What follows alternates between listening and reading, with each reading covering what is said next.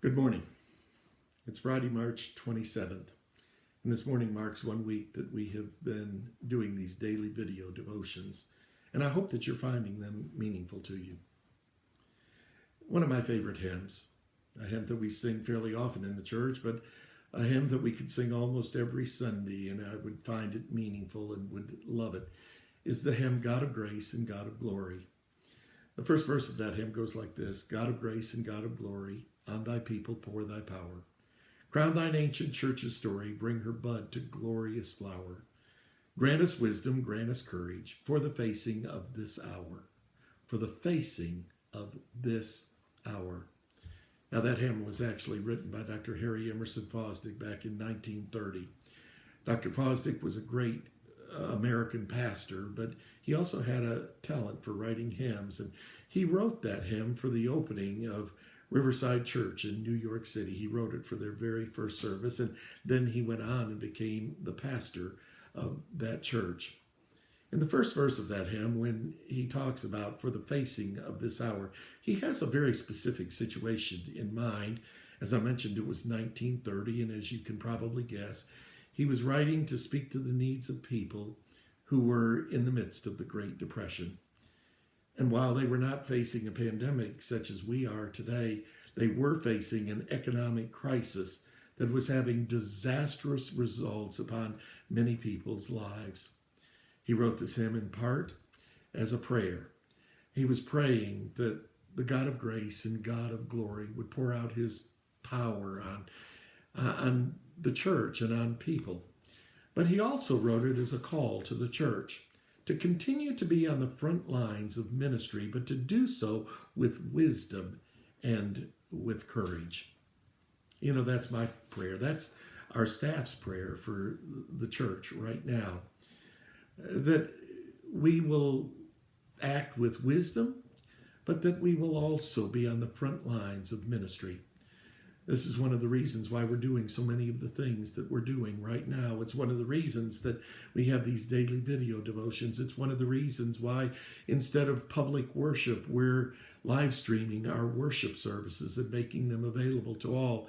It's one of the reasons why our children's ministries and our youth ministries and Sunday school classes and our missions ministries are still active and doing the things that they could do to reach into people's homes and to continue to be with people. Even in this time, we're trying to act with wisdom. But we also want to be on the front lines of ministry and meet people's needs right where they are and right where they live every day. This is also my prayer for each one of you as individuals, that you will act with wisdom.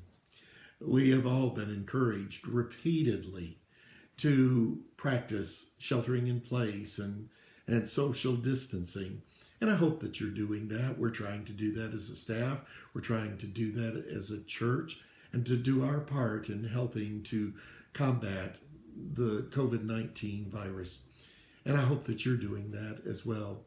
But at the same time, I hope that you're not overwhelmed with fear, because God is a God of grace, and God is a God of glory, and God is reaching into your home right where you live and work every day.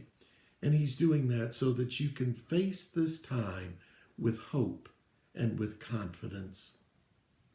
Recently, I received an email from an organization that we partner with on a regular basis. We've been involved with them for many, many years now, the World Methodist Evangelism.